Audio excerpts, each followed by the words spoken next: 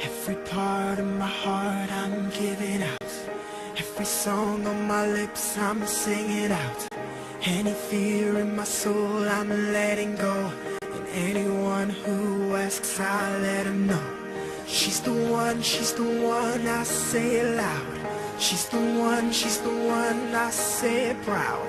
Ring the bell for the whole crowd. Ring the bell, I'm telling the world that I found the girl, the one I can live for, the one who deserves. Every part of my heart I'm giving out. Every song on my lips I'm singing out. Any fear in my soul I'm letting go. And anyone who asks I'ma let them know. She's the one, I say it loud. She's the one, I say it proud. Ring the bell for the whole crowd. Ring the bell, I'm telling the world that I found the girl,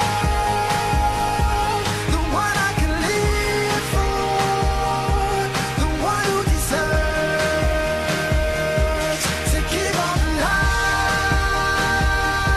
a reason to fly, the one I can live for, a reason for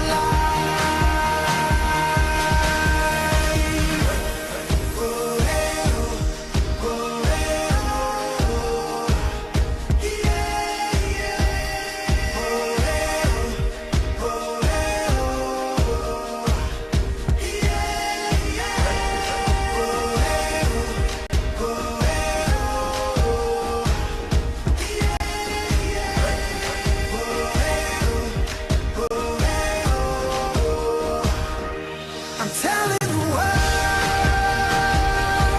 that I found the girl, the one I can live for, the one who deserves to give all the light a reason to fly, the one I can live for, a reason for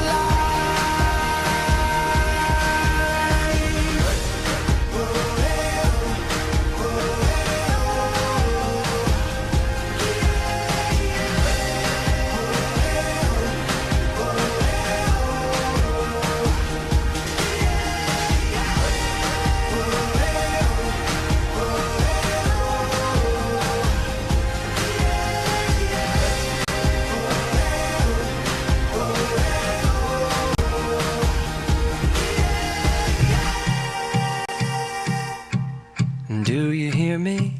I'm talking to you. Across the water, across the deep blue ocean, under the open sky. Oh my, baby, I'm trying.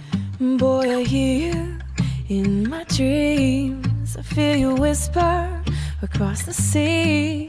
I keep you with me in my heart. You make it easier when life gets hard. Lucky I'm in love with my best friend. Lucky to have been where I have been. Lucky to be coming home again.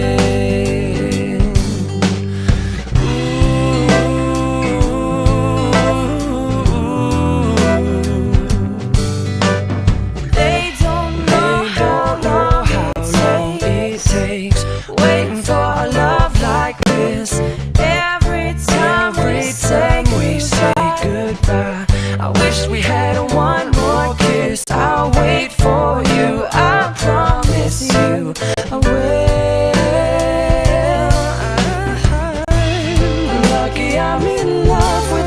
best friend. Lucky to have been where I have been. Lucky to be coming home again. Lucky we're in love in every way. Lucky to have stayed where we have stayed. Lucky to be coming home someday. And so I'm sailing through the sea to an island where we'll meet. You'll hear the music, feel the air. I'll put a flower in your hair. Though the breezes through the trees move so pretty, you're all I see as the world keeps spinning round. You hold me right here, right now. Lucky I'm in love with my best friend. Lucky to have been where I have been. Lucky to be coming home again. Lucky we're in love in every...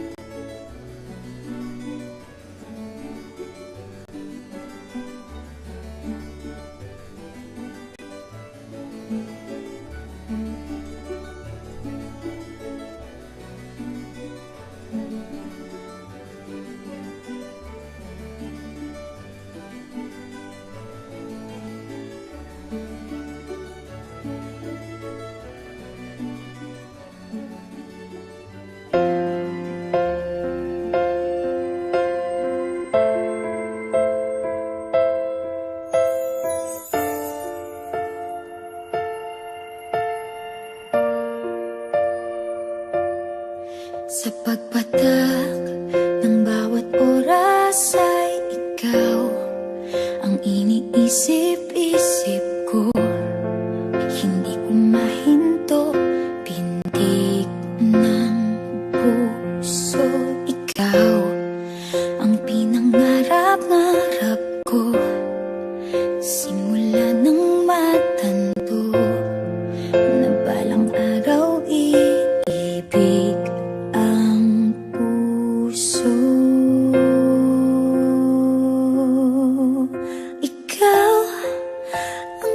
pag-ibig na hinintay, puso ay nalumbay ng kay tagal. Ngunit ngayon'y nandito na ikaw, ikaw ang pag-ibig na binigay sa akin ang may kapal. Biyaya ka sa buhay ko, ligaya't pag-ibig ko'y ikaw.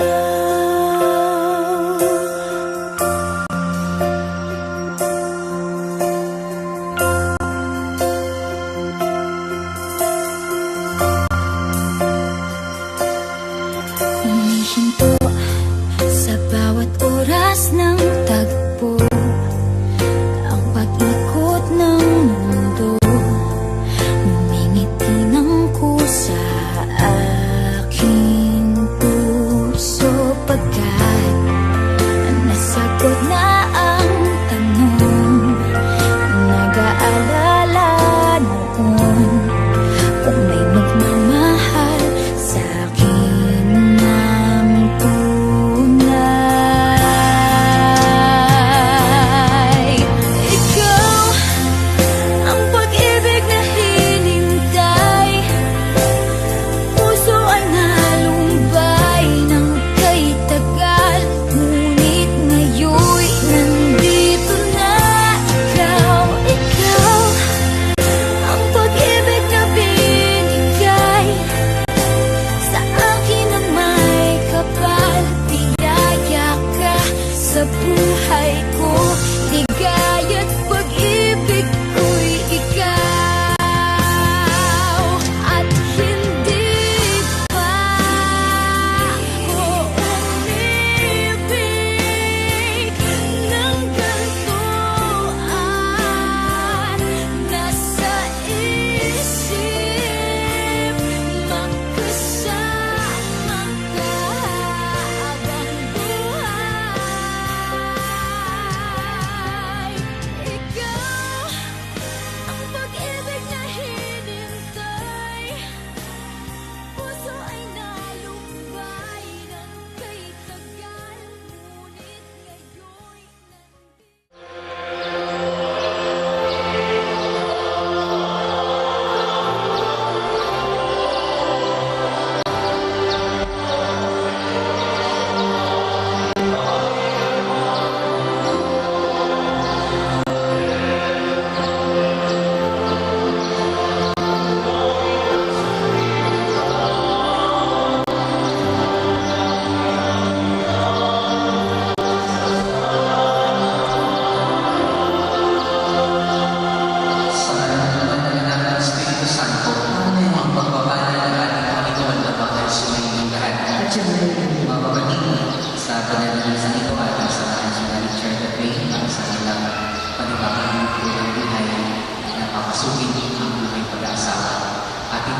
sa Diyos na nagpagkaloob ang kanyang mga biyaya para sa kanilang pagsasama. At upang tayo maging karapatan at mga kapatid sa harap ng Diyos at ng sambayanan, aminin muna natin ang lahat ng ating mga nagawang kasalanan. Sinubong tagapagpapalala sa mga nagsisisi, Panginoon, kaawaan namin. Panginoon, kaawaan. Dumating na tagapagpapalala ng mga kasalanan ng pagsisi, Kristo, kaawaan. Kristo, kaawaan. At ang buka sa kanila naman, para ipagpalitan kami, Panginoon, ang kaawaan. Panginoon, kaawaan. Kaawaan tayo ng mga pagkain ng Diyos.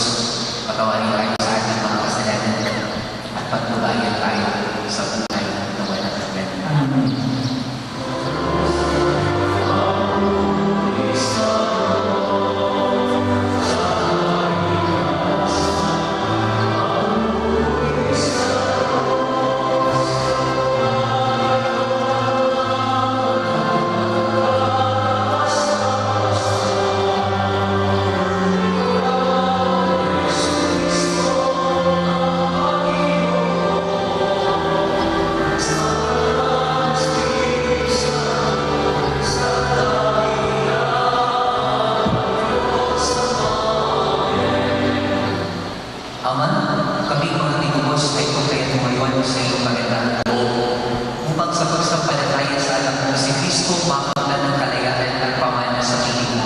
sa pamamagitan niya kasama ng Espiritu Santo, magpasawala ng ganun.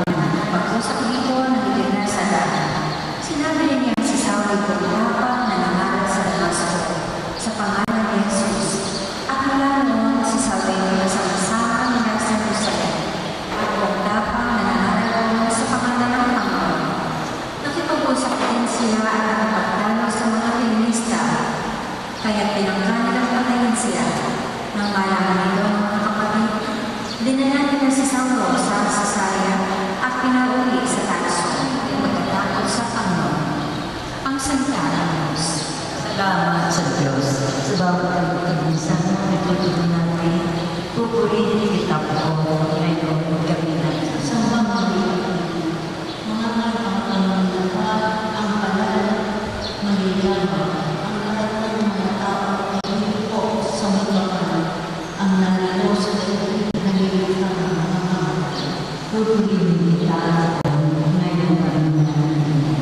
Maging lang susunod pa ay sasama ng Panginoon at mayroong mga mana sa kanilang oras sa Diyos. Sa lahat ng sisilang ay ganito ang dahil. Sa hinilan nilang magsa ay Panginoon ang nalitas. Pupurihin kita ngayon ang Sumayo ang Panginoon. Ang mabuting balita ng Panginoon ay kay San Juan. Noong panahon yun, sinabi ni Jesus sa kanyang panganagay, "Ako ang tunay na puno ng ubas at ang aking ama ang tagapagdalaga."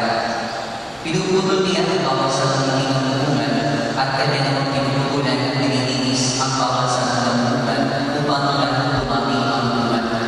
Nalinis na kayo sa pamamagitan ng salitang sinabi ko sa inyo. Manatili kayo sa akin at mananatili ako sa inyo. Hindi makapagbubugan ang sanang hindi nananatiling nakakapit sa mundo. Gayon naman hindi kayo makapagbubugan kung hindi kayo mananatili sa akin. Ako ang puno ng ubas at kayo ang mga satan. Ang nananatili sa akin at ako sa kanya ay siyang nagbubugan ng saganan. Sapagkat wala kayong magagawa kung kayo ay iwalay sa akin. Ang hindi nananatili sa akin ay tatapon ng pagkabuyo gaya ng saran. Ang kayong mga satan ay titipunin at susunugin. Kung mananatili kayo sa akin at nananatili sa inyo ang aking salita, hindi ninyo ang inyong maliginan at ipagkakalob sa inyo. Napaparaanan ng Ama kung kayo ay nagpupungan ng sagadan at sa gayon napapatunayan mga alagad ko kayo. Mga kapatid, ang mabuting balita ng Panginoon. Pupurihin ka natin Panginoon sa Kristo. Magsubuan na. Magandang umaga po sa inyo lahat. Ay, magandang hapon po kahapon po lahat. Bago po ako bumati dito, doon po sa may kami ng mga pari, maraming tao. Dahil nanonood na sila ng lamang ng aming Pacquiao at may weather. May weather na lang. May weather. Ito yung kasubuhin na nangyayari sa mga oras na ito. Hindi naman po natin pwede i-cancel ng visa para po tayo magpatuloy ng laban Manny Pacquiao at may weather. Ngayon po ay ibang laban po ang ating pagpupulit at ating masasaksihan. Ang laban ng buhay pag-asawa ni Richard at May. Ito na yung buhay na yung pagkakalaban sila sa ano nito. At Richard May, para maging matagumpay ang laban ng buhay nito, kinakailangan ninyo hindi lang ang isa't isa, hindi lang ang pagmamahal sa isa't isa, kung hindi lang tingin, kailangan ninyo si Jesus. Huwag naman ninyong ilalayo ang inyong buhay ni Jesus bilang mag-asawa. Huwag ninyong ilalayo ang inyong buhay bilang mag-asawa sa misa. Mga kapatid, kayo rin, huwag ninyong ilalayo ang inyong buhay sa Diyos. Huwag ninyong ilalayo ang inyong buhay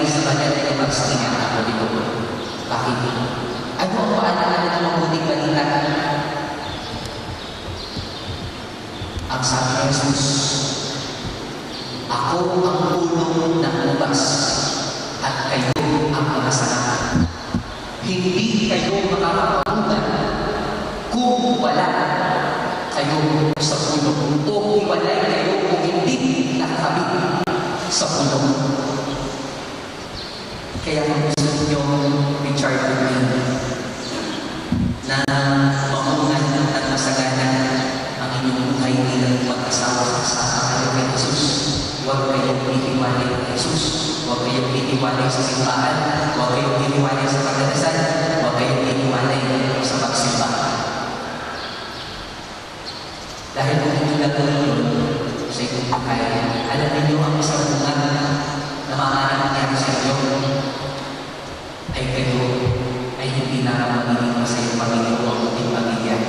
Malamang-lamang ang isa sa resulta kapag kayo'y nanatiling kay Jesus na nanatiling sa Eucharistia at pag-araw ng minuto at pistang pamilya, kayo'y hindi na mabuting pamilya kundi isang pamilya na nagsusulikang maging banal.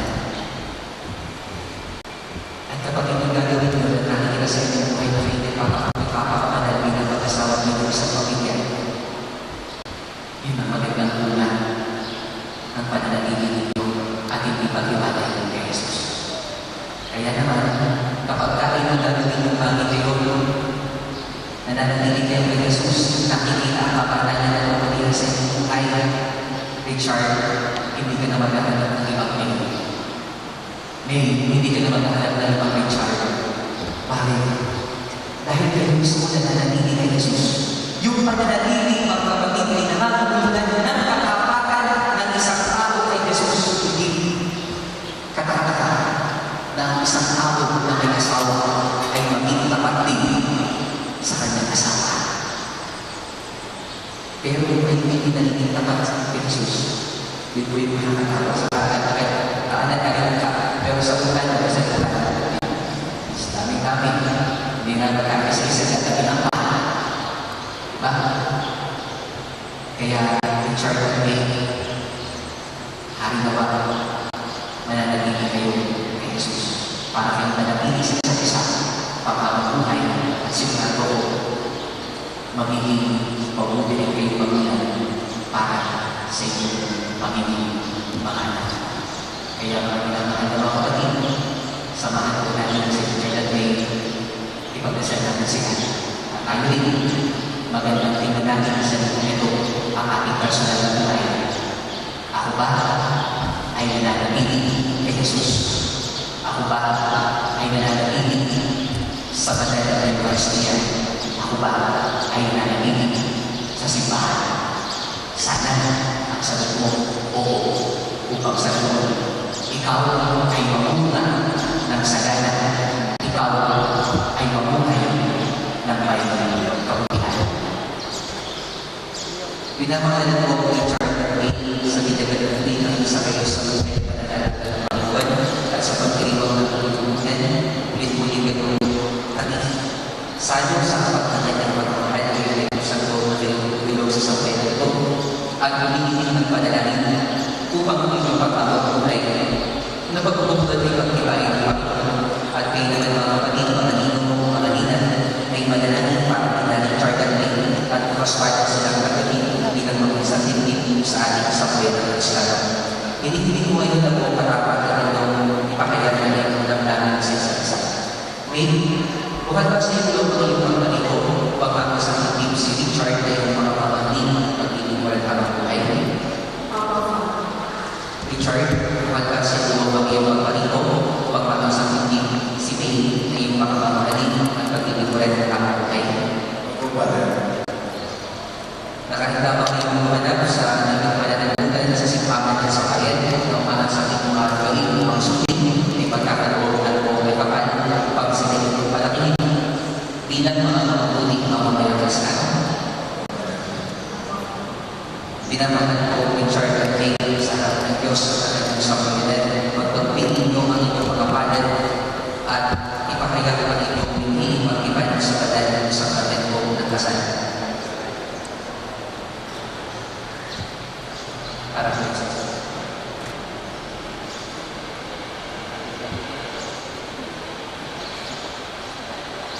May sumasalayan ka ba na maging kasama sa Richard na nalilito kayo na nasusunod sa batas para magbunin ang madala sa bahay? Buong puso ba magkatagod mo sa kanya na hindi mo siya iniinita ng may bahay? Nakalaan ka bang magkakita sa pinikriyan ang pananalaman na may kasawa? Richard, sumasalayan ka ba na maging may bahay si May na nalilito kayo na nasusunod sa batas para magbunin ang madala sa bahay? Kung gusto bang pagkakagod mo sa kanya na yung sa hindi ng kanyang asawa? Nakadaan bang malikali sa pinikriyan ang pananalaman ng buhay ng asawa?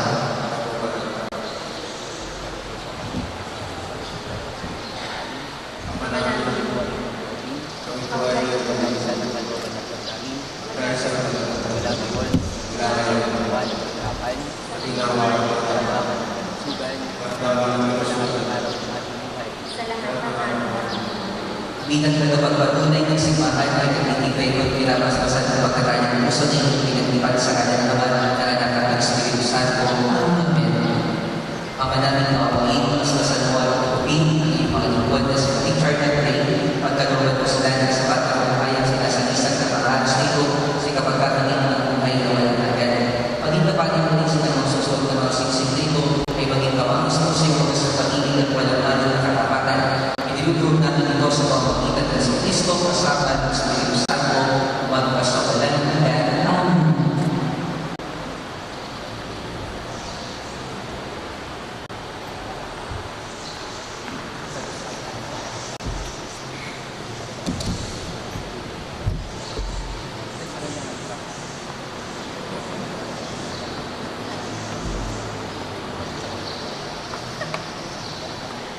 Amen. Kailan natin ipapagkata sila sa watawag ng pagkakata ang singsing nito. Isa na aking pag-ibig at katapatan sa kalamang mga anak na Espiritu Santo.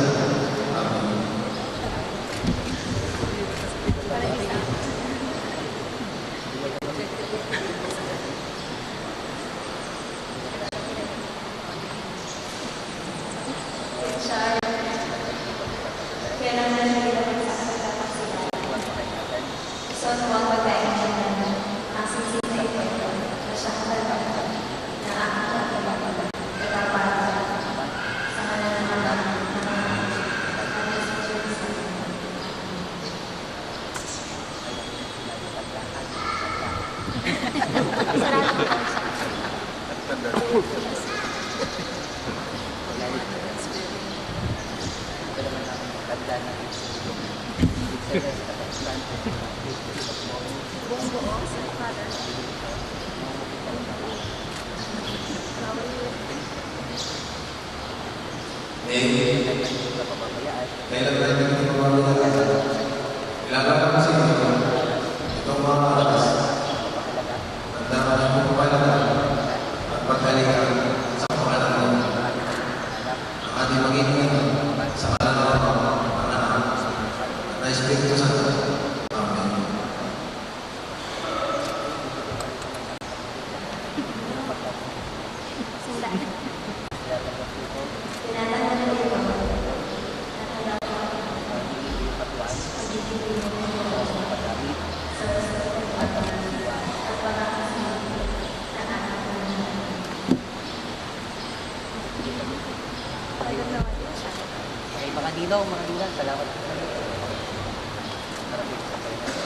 Mga kapatid, bilang pagtanggap sa bagong kasal sa ating sambayanan, palakpakan natin si Richard.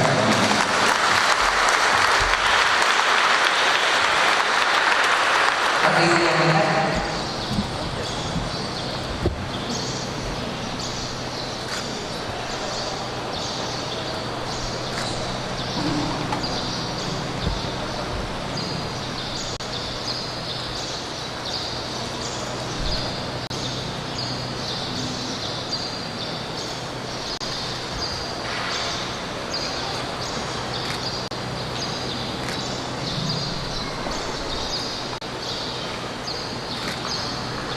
Ama namin